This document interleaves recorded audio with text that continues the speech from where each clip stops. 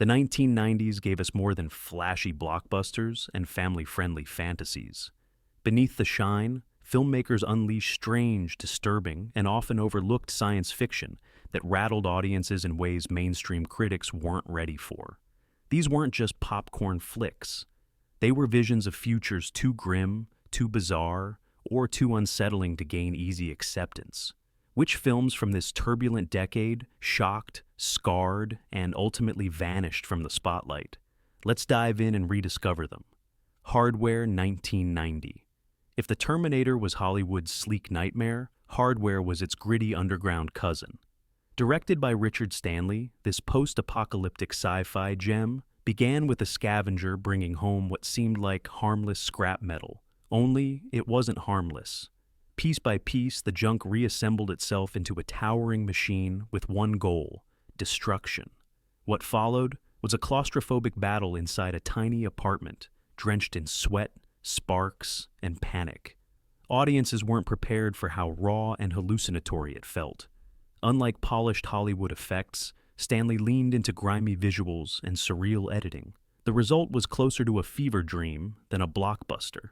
Critics complained it was too bleak, too chaotic. Some countries trimmed scenes for release, softening the most disturbing moments. But censorship didn't bury it. It made fans even more determined to track down the uncut version. Bootleg VHS copies spread like wildfire, transforming the film into a cult legend. Heavy metal fans embraced its pounding soundtrack, while sci-fi purists admired its mix of dystopian grit and punk energy. Lawsuits followed after critics noted similarities to a Marvel comic, but even that only added to the film's aura of forbidden art. What made Hardware unforgettable wasn't just the violence, it was its message. Technology will outlive us, and when it does, it might not care about saving anyone. In a decade filled with glossy blockbusters, this scrappy outsider proved that sci-fi could still terrify with imagination alone. Body Snatchers, 1993. By the 1990s, the idea of alien imposters had already been explored, but Abel Ferrara's Body Snatchers didn't recycle old tropes. It cranked paranoia up to 11. Set on a remote military base, the story followed a teenager and her family, who slowly realized the people around them weren't quite themselves. Ferrara, known for raw and unsettling storytelling, stripped the concept of camp and gave it a harsh, suffocating edge. Gone was the safety net of metaphor. Instead, audiences were dropped into a world where identity dissolved in silence, and neighbors turned strange overnight. The horror wasn't in explosions or monsters. It was in a subtle glance, a changed tone of voice, the eerie stillness of someone you thought you knew. When the film debuted, it divided critics. Some praised its intensity, while others thought it was too bleak for mainstream success. But for those who saw it, the impact was unforgettable. Ferrara's vision turned a classic tale into a mirror reflecting society's fear of conformity and loss of individuality. Over time, Body Snatchers faded behind louder sci-fi hits of the decade, but its reputation lingered. Fans whispered about its suffocating mood and unforgettable finale. It wasn't flashy, but it didn't need to be. It crawled under the skin and stayed there. If you want to understand why paranoia still dominates modern thrillers, this forgotten 90s gem is the missing piece. Screamers, 1995. Picture a desolate mining colony on a distant planet, torn apart by endless conflict. Now, add machines designed to hunt and destroy. Machines so smart, they learn to evolve on their own. That's the nightmare Screamers dropped on audiences in 1995. Starring Peter Weller, the film opened with bleak landscapes and ended with a gut punch few saw coming. The Screamers themselves began as small mechanical creatures, but the shock came when they revealed their true potential. They could disguise themselves as humans. Friends, allies, even children might not be who they seemed. It was a concept that struck directly at trust, at the very idea of knowing who's on your side. Audiences expecting a routine sci-fi action flick instead found themselves staring at something colder and more unsettling. The film's low-budget grit worked in its favor, making every betrayal feel sharper, every twist more haunting. Critics were divided, with some dismissing it as too bleak, while others recognized it as a bold allegory about technology running far past human control. Over the years, Screamers earned a cult following, not because of flashy effects, but because of its idea. Once machines stop listening, there's no turning back. In a decade obsessed with virtual reality and cyber dreams, this film warned that reality itself might betray us. Forgotten by many, but unforgettable to those who dared to watch, Screamers is the kind of sci-fi shocker that lingers long after the credits roll. Cube 1997. Sometimes the scariest monsters aren't creatures at all. Sometimes it's the system. Cube, directed by Vincenzo Natali, didn't need aliens, explosions, or elaborate backstories.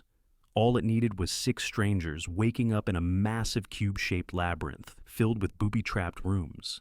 The catch? They had no idea how they got there, or how to get out. What started as a puzzle quickly turned into one of the decade's most disturbing sci-fi films. Each new room threatened death, and every failed calculation proved fatal. But what really shocked audiences wasn't just the traps. It was the unraveling of human behavior under pressure. Alliances crumbled, tempers flared, and trust disintegrated as the characters realized survival meant sacrifice. In some countries, the film was cut for being too cruel. In Malaysia and Singapore, it was outright banned in uncut form.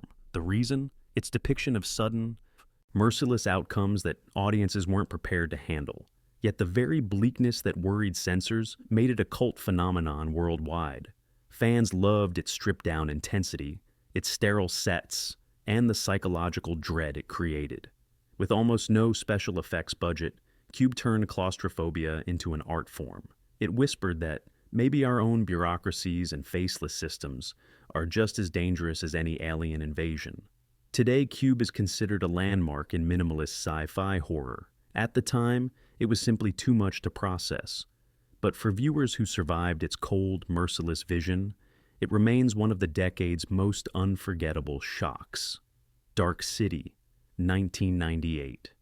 Before The Matrix blew minds in 1999, Dark City had already asked the same question.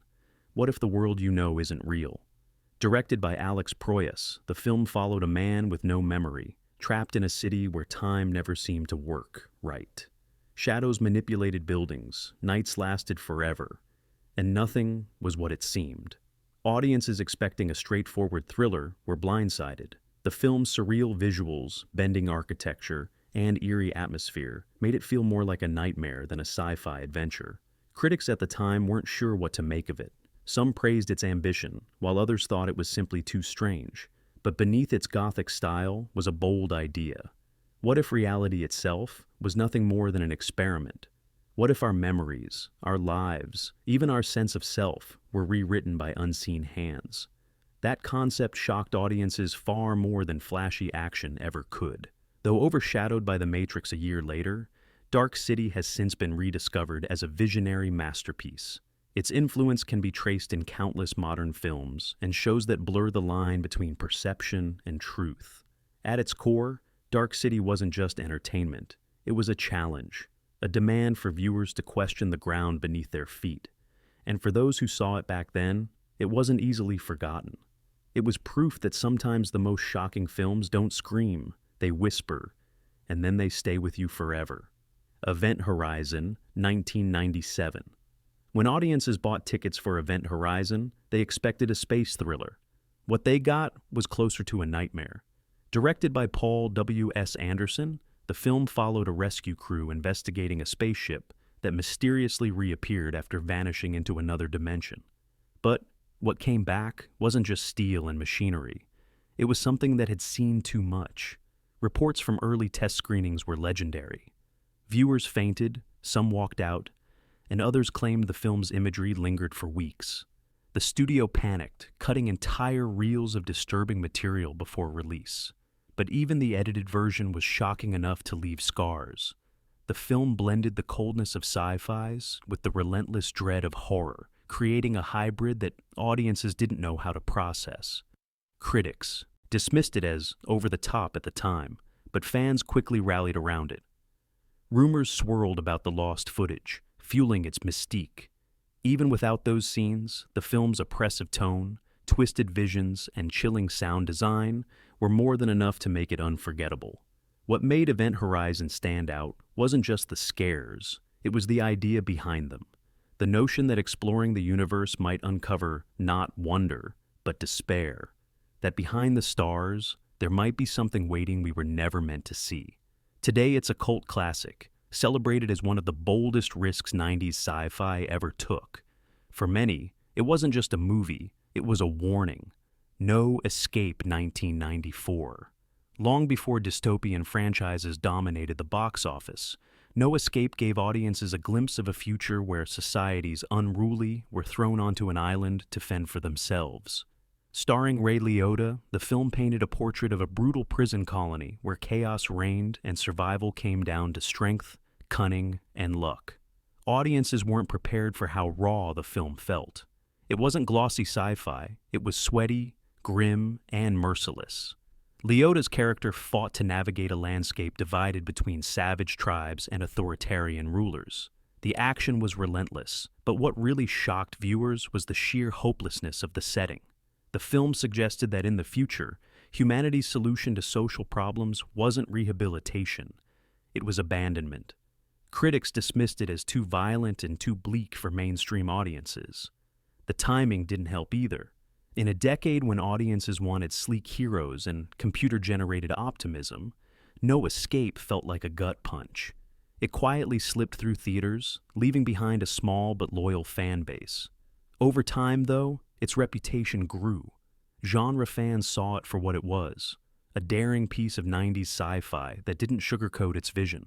It showed that sometimes the most shocking stories aren't about aliens or futuristic gadgets, they're about what people will do when the world stops caring about them. Fortress 1992.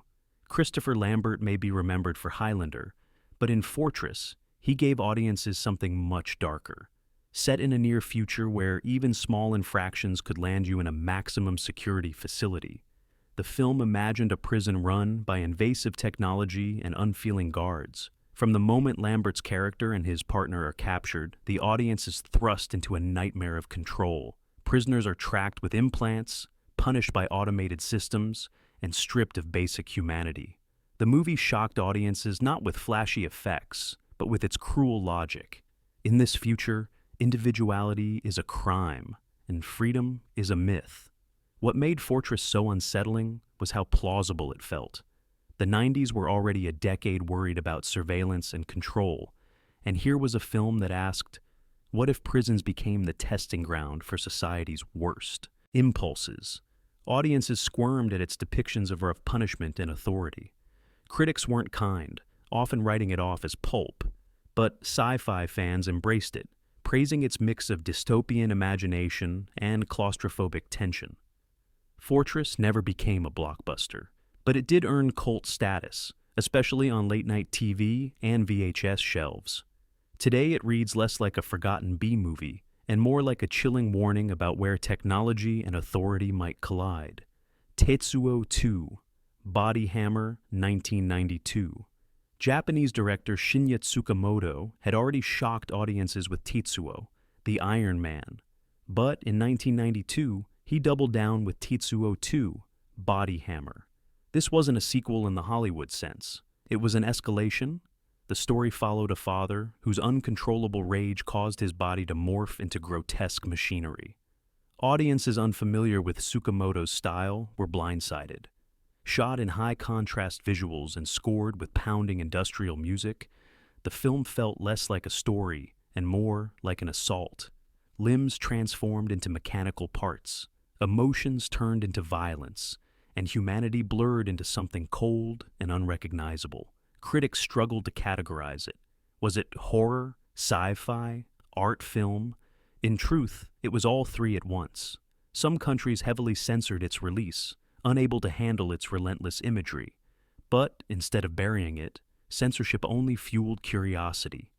Underground film festivals embraced it, and word of mouth spread among fans who craved cinema that pushed limits.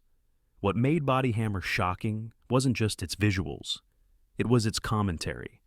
That modern life, with its pressure and technology, might literally reshape us into something unhuman. In an era where most sci-fi was dreaming of sleek futures, Tsukamoto gave us a nightmare of metal and rage. Split Second, 1992. Rutger Hauer had already cemented himself as a sci-fi icon in Blade Runner, but in Split Second, he traded neon futures for a grim, flooded London plagued by something lurking in the shadows. Hauer played a detective hunting a mysterious force that left grisly signs behind, and audiences expecting a routine thriller were blindsided by its raw atmosphere. The film's setting was its first shock. London submerged in water, dripping, rotting, and decaying, felt more suffocating than any space station or futuristic metropolis. The creature, rarely seen but always felt, added to the sense of dread. Every corner seemed dangerous, every hallway another trap. Critics wrote it off as a messy hybrid, unsure whether it wanted to be sci-fi, horror, or crime drama. But fans found themselves drawn to its energy. The combination of Hauer's intensity, the city's eerie design, and the film's pulsing pace gave it an edge that refused to fade. Over time, Split Second became a cult favorite, remembered less for its plot and more for its atmosphere. It shocked not with gore or spectacle, but with its relentless mood, a vision of the future where survival felt, like wading through knee-deep water while something hungry followed close behind. The Lawnmower Man, 1992. When The Lawnmower Man hit theaters in 1992, audiences were already buzzing about the possibilities of virtual reality.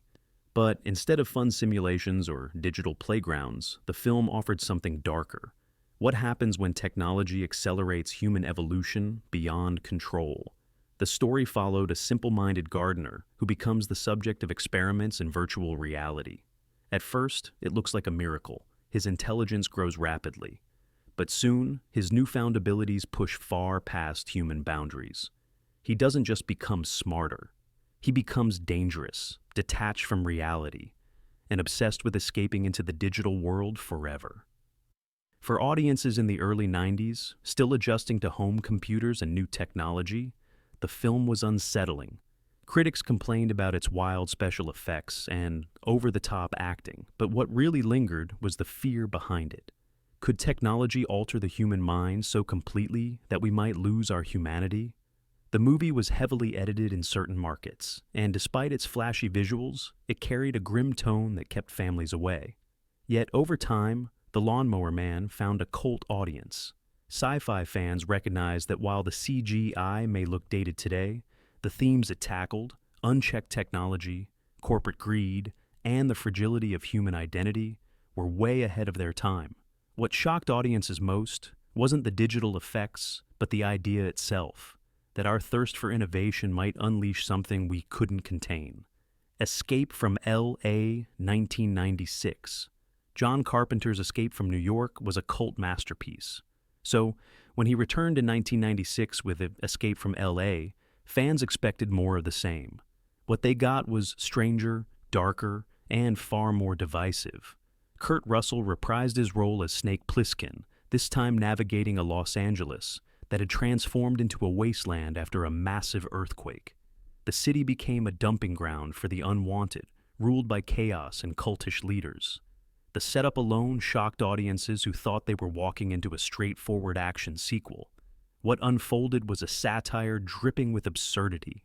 Surfing through flooded streets, basketball showdowns used as trials, and bizarre gangs that made the city feel like a surreal fever dream. Critics didn't know what to make of it. Some saw it as cartoonish, others as bold social commentary. At the time, audiences weren't ready for a film that mocked American culture, while simultaneously playing like a dystopian nightmare. It bombed at the box office, dismissed as a misstep. But in the years since, Escape from L.A. has been re-evaluated. Fans now see it as Carpenter's wicked sense of humor, colliding with his talent for world-building. What shocked audiences then now feels prophetic. A city crumbling under politics, disaster, and spectacle. Carpenter didn't just make a sequel, he made a mirror, and many people didn't like what they saw. The City of Lost Children, 1995. French cinema has always embraced the strange, but The City of Lost Children pushed it into surreal territory. Directed by Jean-Pierre Jeunet and Marc Caro, the film told the story of a villain who couldn't dream and decided to steal the dreams of children instead. The visuals alone were enough to shock audiences. Towering machines, eerie laboratories, fog-drenched docks, and a gallery of grotesque characters created a world that felt both magical and menacing. But beneath the style was a deeply unsettling concept: childhood innocence being drained to feed the emptiness of adults. For many viewers, this was too strange to handle. Critics praised its artistry but admitted it was unsettling, especially compared to Hollywood's polished sci-fi fantasies. Children weren't supposed to be the victims in sci-fi adventures, and here they were, the very currency of the story. Though it underperformed in mainstream markets, the City of Lost Children developed a loyal following.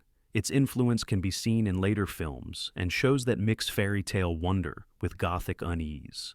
What shocked audiences wasn't gore or violence, it was the audacity of asking them to step into a dream where nothing felt safe.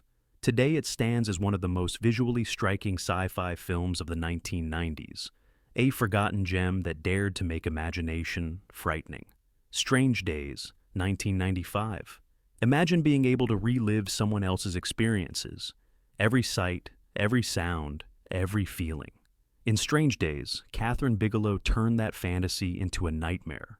Set at the turn of the millennium, the film followed a black market dealer who sold recorded experiences, letting customers escape into lives that weren't theirs. Audiences weren't prepared for how intense it was. Instead of glamorous thrills, the film revealed the dark side of living through someone else's eyes: obsession, addiction, and loss of control. Its futuristic Los Angeles was dripping with tension, corruption, and paranoia, a reflection of fears that society was heading into chaos. When it premiered, critics were split. Some called it visionary, while others thought it was too disturbing for mainstream audiences. It performed poorly at the box office, overshadowed by lighter films of the time. But for those who saw it, the impact was undeniable. The shocking part wasn't the futuristic technology, it was how real it felt. The idea of people losing themselves in manufactured memories hit closer to home than most viewers were comfortable with. The line between reality and fantasy blurred, and the consequences were devastating. Over time, Strange Days has been praised as ahead of its time. What shocked audiences in the 90s now feels prophetic in an era obsessed with virtual reality, streaming, and immersive technology. The 13th Floor, 1999. Overshadowed by The Matrix, The 13th Floor asked many of the same questions, but in a slower, eerier way that shocked audiences in its own right. The film told the story of scientists who created a virtual reality so convincing that its digital inhabitants believed they were real. But when one of the creators was found dead, the survivors began to realize the truth might cut deeper. Perhaps their own world was just another layer in the simulation. Audiences walked in, expecting a glossy cyber thriller. What they got was a quiet, unnerving meditation on reality itself. The twist, that even the main characters might be simulations, was too much for some viewers. It was a sobering, disorienting idea at the dawn of the internet age, when society was only beginning to ask how technology would reshape identity. Critics largely ignored it, and its release just weeks before The Matrix doomed it commercially, but those who saw it couldn't shake the concept. Was the film too slow? Maybe. But its central question, how do you know your life is real, was unforgettable. What shocked audiences wasn't spectacle or violence. It was the uncomfortable realization that their own existence could be nothing more than a program running on someone else's machine. The 1990s weren't just about special effects and popcorn fun. They were a testing ground for filmmakers willing to go darker, stranger, and more unsettling than the mainstream dared. These forgotten sci-fi films shocked audiences not because they were flashy, but because they held up a mirror we weren't ready to face. Which of these do you remember, and which ones would you dare to revisit? Share your thoughts, hit subscribe, and let's keep exploring cinema's hidden corners.